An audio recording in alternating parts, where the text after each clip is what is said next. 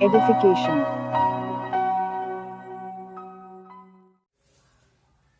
Good evening students. पिछली कक्षा में हमने सेंटेंस और टाइप्स ऑफ सेंटेंस के बारे में पढ़ा था। आज हम उसी के एक टाइप्स असर्टिव सेंटेंस के बारे में पढ़ेंगे। एक्चुअल में ये जो असर्टिव सेंटेंस है, असर्टिव जो है वो एक वर्ड असर्ट से निकला हुआ है, यानी एक असर्ट्स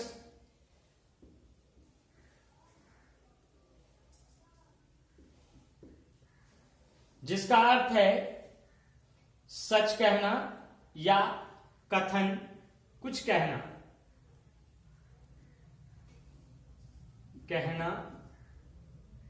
या जोर देकर कहना।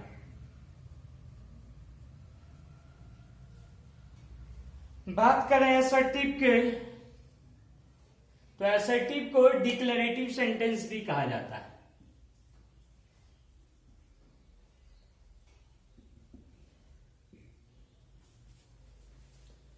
अब इसके डेफिनेशन पे चलें तो कहता है a sentence that makes a statement और एन असर्शन, एक ऐसा वाक्य जो एक स्टेटमेंट देता है, एक कथन देता है, या एक असर्शन यानी अभिकथन देता है, कुछ सत्य बातों को बताता है, वो असर्टिव सेंटेंस या डिक्लेरेटिव सेंटेंस कहलाता है। इसके फीचर्स की बात करें तो यह स्टार्ट्स विथ ए सब्जेक्ट, एक सब्जेक्ट से इसकी शुरुआत होती है, यानी वाक्य जब भी शुरू होगा वो एक सब्जेक्ट से शुरू होगा। वो सब्जेक्ट मोस्टली या तो नाउन होगा या तो प्रोनाउन होगा। अगली बात जो है followed by verb and subject, जो सब्जेक्ट है वो वर्ब और ऑब्जेक्ट के द्वारा फॉलो किया जाएगा, यानी उसके बाद सब्जेक्ट के बाद वर्ब और ऑब्जेक्ट प्रयोग में लाए जाएंगे। वर्ब तो नेसेसरी होगा, चाहे वह हेल्पिंग वर्ब के रूप में हो या मेन वर्ब के रूप में हो। ऑब्जेक्ट किसी जगह रहेगा, किसी जगह नहीं भी रहेगा तो चलेगा। इस प्रकार हम देखेंगे कि असर्टिव सेंटेंस में मुख्यतः हमें तीन बातों का ध्यान रखना है। वो क्या क्या होना चाहिए? तो वो सब्जेक्ट है, वर्ब है और ऑब्जेक्ट है। अगले फीचर्स की बात करें तो असर्टिव सेंटेंस जो है ends with a full stop. Assertive sentence जो है वह एक फुल स्टॉप से अंत होता है, यानी पूर्ण विराम चिन्ह से खत्म होता है। अब आगे इसके फॉर्मेट की बात करें, इसका फॉर्मेशन कैसा होता है? तो यह subject plus verb plus object के रूप में होता है। इसका जो वाक्य का फॉर्मेशन होता है उसमें सब्जेक्ट होता है, फिर वर्ब होता है, फिर ऑब्जेक्ट होता है। जैसे एक एग्जांपल हम ले लें, John reads a story. John एक कहानी पढ़ता है। तो इसकी पिछली कक्षा में हमने पढ़ा था सब्जेक्ट और प्रेडिकेट के बारे में। तो यह सब्जेक्ट हमारा क्या है? जॉन, जो कि कहानी को पढ़ने का काम कर रहा है। सब्जेक्ट का डेफिनेशन था हु डज द एक्शन। तो यहाँ पे कहानी पढ़ने का काम कौन कर रहा है? तो जॉन कर रहा है, इसलिए जॉन यहाँ सब्जेक्ट है। और अगर प्रेडिकेट की बात करें तो रीड्स स्टोरी जो है वो क्या है? प्रेडिकेट है हमारा। तो प्रेडिकेट बताए थे कि हमने पढ़ा था कि प्रेडिकेट जो है वह सब्जेक्ट के द्वारा किए गए एक्शन को बताता है या सब्जेक्ट के बारे में बताता है। अगला जो फॉर्मेट है वह है subject plus helping verb plus noun या एडजेक्टिव या क्लाउज के रूप में होगा, जो प्रेडिकेट के भी रूप में हो सकता है। इसे प्रेडिकेट के नाम से भी हम लोग जानेंगे। तब यहाँ पे क्या है कि द स्टोरी इज इंटरेस्टिंग, कहानी जो था वह जो है वह मजेदार है। तो यहाँ पे क्या कर रहा है? द स्टोरी क्या है? हमारा सब्जेक्ट है, और जो स्टोरी है वह कैसा है? वह मजेदार है, यानी ये इसका प्रेडिकेट है जो कि कहानी का यहाँ क्या कर रहा है, इंटरेस्टिंग विशेषता बतला रहा है। तो ये हेल्पिंग वर्ब हो गया और ये एडजेक्टिव हो गया। तो इस तरह से हमने देखा कि फॉर्मेट क्या होगा, subject plus verb plus object होगा, फुल स्टॉप से एंड होगा, या फिर सब्जेक्ट प्लस हेल्पिंग वर्ब होगा, उसके साथ नाउन होगा या एडजेक्टिव होगा या दोनों होगा, या फिर कोई छोटा सा सेंटेंस होगा। तो यह मेन फॉर्मेट हो गया। अब हम आगे बात करें असर्टिव सेंटेंस की, तो हम यहाँ पे देखेंगे कि कोई एक असर्टिव सेंटेंस मीनिंगफुल कब होता है, अगर हम उसके फीचर्स को फॉलो करेंगे तब। अदरवाइज जो है हमारा सेंटेंस जो है वो मीनिंगफुल नहीं होगा। तो ऐसे सेंटेंस की डेफिनेशन की बात करें तो डेफिनेशन था a group of words that makes a complete sense, शब्दों का ऐसा समूह जो संपूर्ण अर्थ देता हो। तो हम यहाँ पे एक सेंटेंस देखें, is moving wind called air. एक ग्रुप ऑफ वर्ड्स है लेकिन सेंटेंस का कोई मीनिंग नहीं आ रहा है। तब फिर इसे मीनिंगफुल बनाने के लिए हमें क्या करना होगा, इसे रीअरेंज करना पड़ेगा इसके वर्ड्स को, तब जाके यह एक मीनिंगफुल सेंटेंस बनेगा। तो आइए देखते हैं हम लोग। तो यहां पे हम कह सकते हैं moving air is called wind. तो लिखिए हम लोग, moving air is called wind. घूमने वाली या तेज चलने वाली हवा को आंधी के नाम से जाना जाता है। अब हम आगे बात करें इसमें सब्जेक्ट और प्रीडिकेट की, तो moving air is called wind में हमें बताना है कि सब्जेक्ट क्या है, मूविंग या एयर या मूविंग एयर दोनों। कौन कहलाता है विंड, मूविंग एयर, ये हमारा सब्जेक्ट हो गया। दोनों वर्ड एक नहीं, एक करे तो मीनिंगफुल सब्जेक्ट नहीं पता चलेगा। Moving is called wind, no. तो moving air is called wind, तो यह सब्जेक्ट हो गया। रेस्ट जो हमारा है वो प्रीडिकेट हो गया। अब नेक्स्ट सेंटेंस की बात करें तो लिखा है my food is serving mother. तो यहां पर भी सेंटेंस जो है वह मीनिंगफुल नहीं नजर आ रहा है, तो इसे भी मीनिंगफुल बनाते हैं। तो क्या हो जाएगा, my mother is serving food,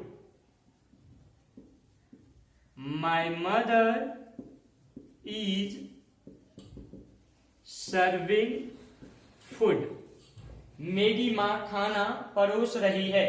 तो यहां पे आप लोग बताएंगे कि सब्जेक्ट क्या है। तो सब्जेक्ट क्या है, माई मदर, प्रीडिकेट क्या है, is serving food. I think समझ आ रहा होगा आप लोगों को। अगले एग्जाम्पल में हम देखें, he was a doctor not, sorry थोड़ा मिस्टेक है। तब यहां पे देखें he was a doctor not, तो इसको आप लोग खुद से ही कर सकते हैं, यह बिल्कुल ही आसान है। तो हम देखेंगे क्या है, तो ही was not a doctor, he was not A doctor, यानी वह एक डॉक्टर नहीं था। तो सब्जेक्ट इसमें क्या होगा बताएंगे आप लोग, he, isn't it, was not a doctor, predicate हो जाएगा हमारा। तब फिर नेक्स्ट सेंटेंस पे चलें, समझ आ ही रहा होगा आप लोगों को। The Ashoka was king great, the Ashoka was a great king. Subject क्या हो जाएगा, द अशोका, प्रीडिकेट क्या हो जाएगा, was a great king. Next है he not king kind was a, तो यहां पे हो जाएगा he was not a kind king.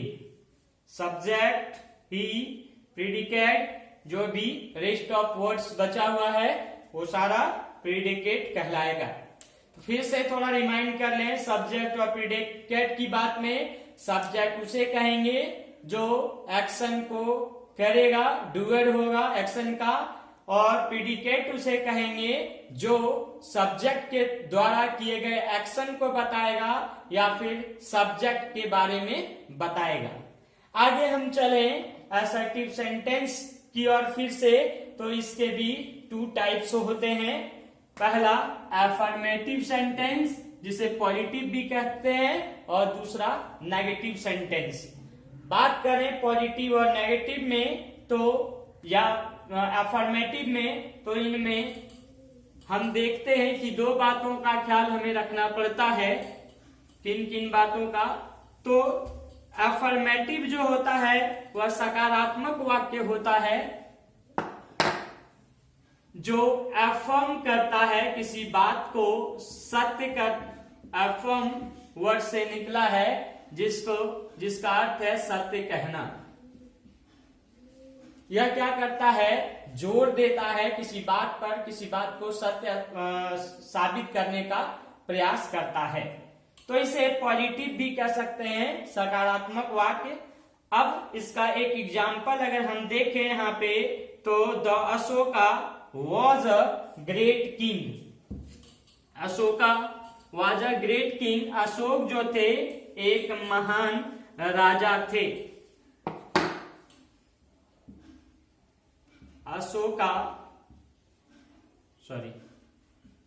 The Ashoka was a great king.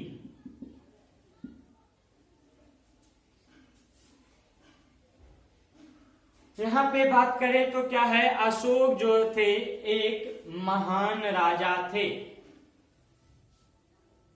आगे चलते हैं, ही was not a kind king.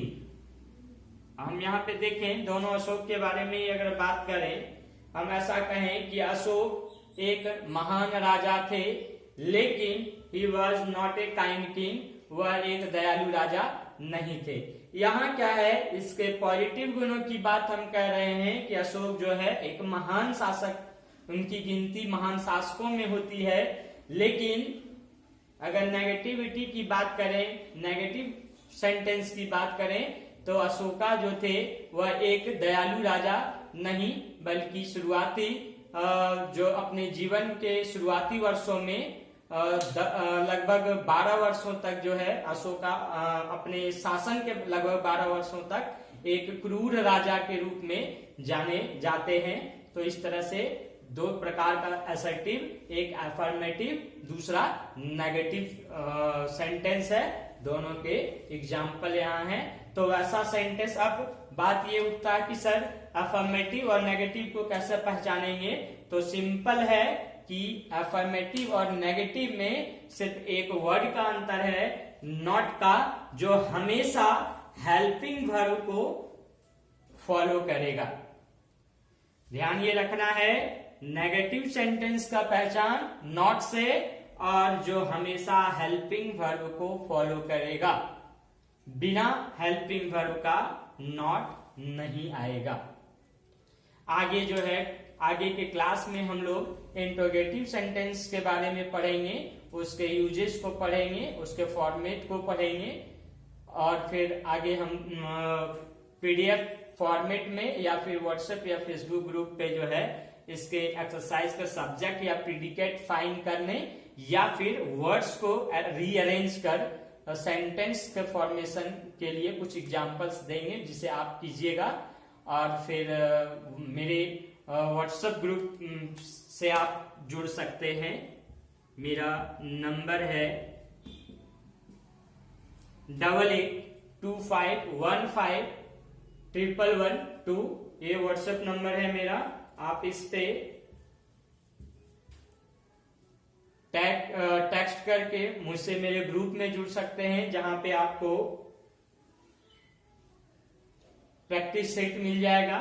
Subject और प्रीडिकेट जो है वो उसके बेस पर, और फिर वर्ड्स को अरेंज करके सेंटेंस बनाने के लिए आपको प्रैक्टिस पेपर वहां पे मिल जाएगा।